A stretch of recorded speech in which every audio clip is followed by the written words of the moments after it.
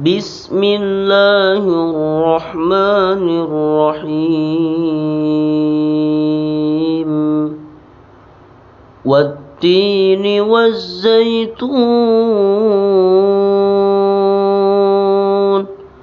وطور سينين وهذا البلد الأمين لقد خلقنا الإنسان في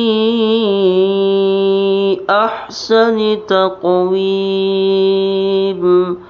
ثم رددناه أسفل سافلين إلا الذين آمنوا وعملوا الصالحات فلهم أجر غير ممنون فما يكذبك بعد بالدين أليس الله بأحكم الحاكمين صدق الله العظيم.